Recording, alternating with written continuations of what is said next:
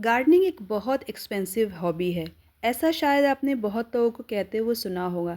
लेकिन आज मैं इस मिथ को दूर करने वाली हूँ, क्योंकि गार्डनिंग की महंगी हॉबी को हम सस्ती हॉबी में कैसे बदलें, इस वीडियो में हम उसी के बारे में आज बात करते हैं।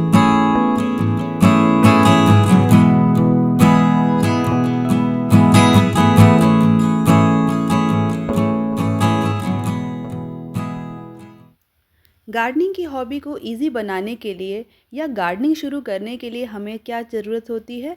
हमें सबसे पहले अच्छे सॉइल मिक्सचर की ज़रूरत होती है, कुछ ऑर्गेनिक या नॉन ऑर्गेनिक फर्टिलाइज़र्स की ज़रूरत होती है।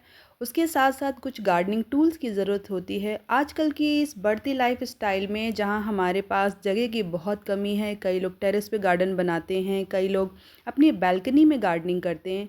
उन सभी चीज़ों को ईज़ी करने के लिए आपको बहुत ज़्यादा बाहर जाने की ज़रूरत नहीं है। अगर अपने आस-पास आप ढूँढेंगे तो आपको बहुत सारी ऐसी चीज़ें अवेलेबल हो जाएँगी जो आपकी गार्डनिंग को बहुत ईज़ी बना देंगी, कन्वीनिएंट बना देंगी और साथ ही साथ आपके गार्डन को, आपके फ्लावर्स को, आपके प्लांट्स की ग्रोथ को एक बहुत हेल्दी लुक देंगी।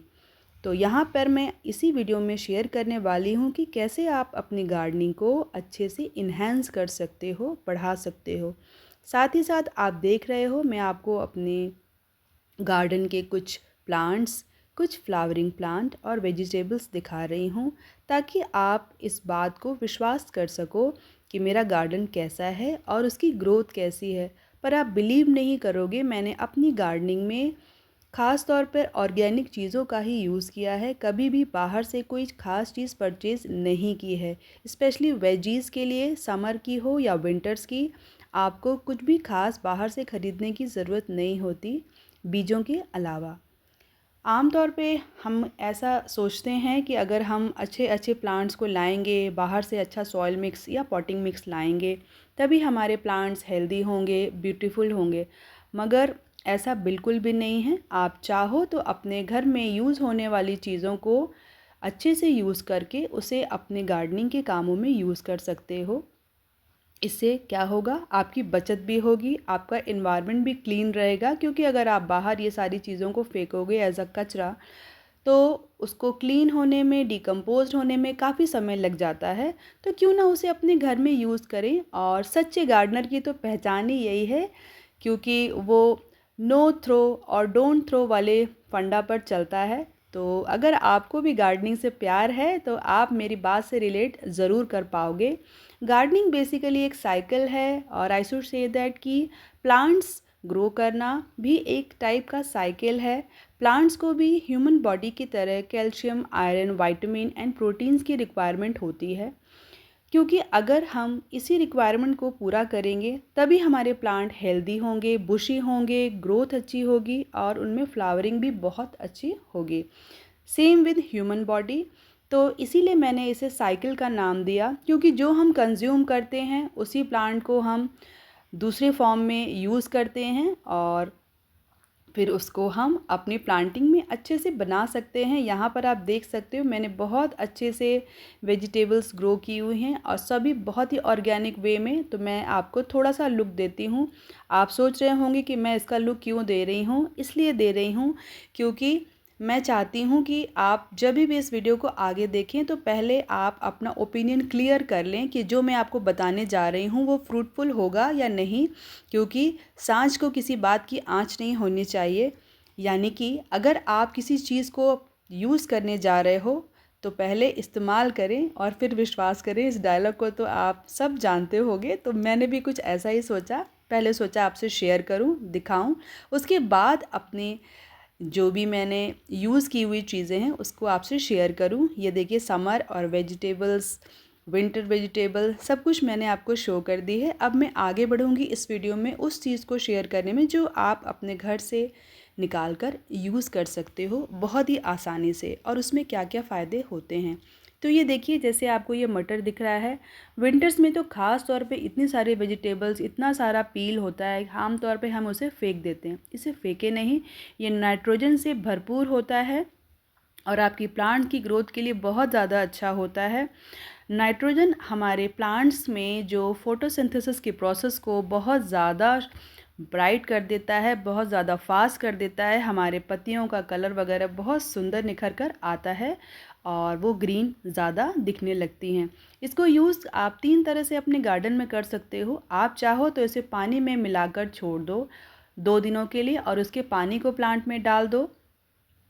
और ये देखिए, ये भी पीनट है, इसको भी आप चाहो तो अच्छे से पाउडर के फॉर्म में बना लो। अगर रोस्टेड आप इसको चाहो तो सॉल्टेड पीनट हैं तो धो के सुखा लो, फिर आप उसे अच्छे से ग्राइंड कर लो और सालों तक आप इसे आसानी से रख सकते हो। मल्चिंग में भी इसे यूज़ कर सकते हो।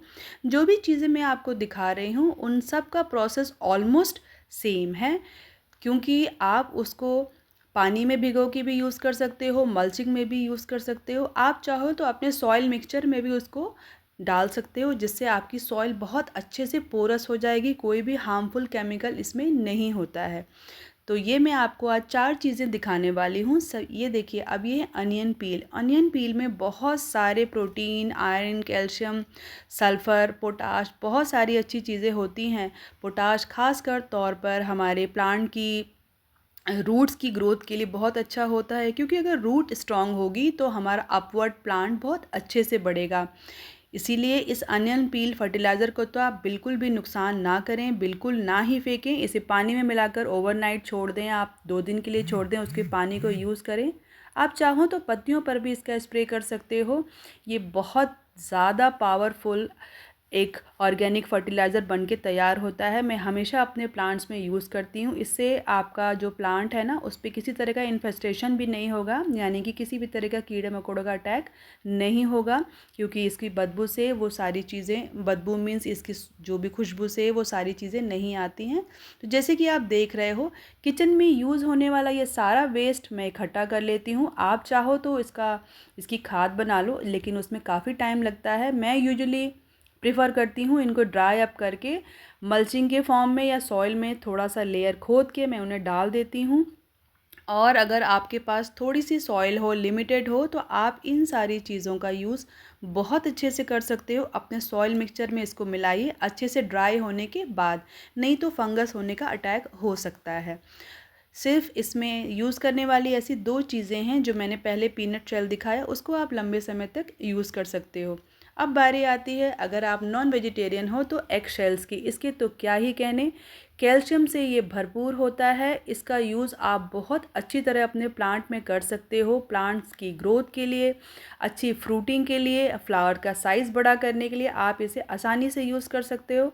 इसको अच्छे से वॉश करके ही लेकिन आपको यूज़ करना है। बॉयल्ड एग हो तो भी आप इसको अच्छे से सुखा लीजिए, बिल्कुल ड्राई हो जाए तो इसको पाउडर बना लीजिए मिक्सी में डाल के, या जैसे भी आपको यूज़ करना हो। पाउडर फॉर्म में अगर आप बनाओगे तो लंबे समय तक यूज़ कर पाओगे। बहुत ही महंगे दामों में ये एगशेल फर्टिलाइज़र मिलता है, आप चाहो तो चेक कर सकते हो।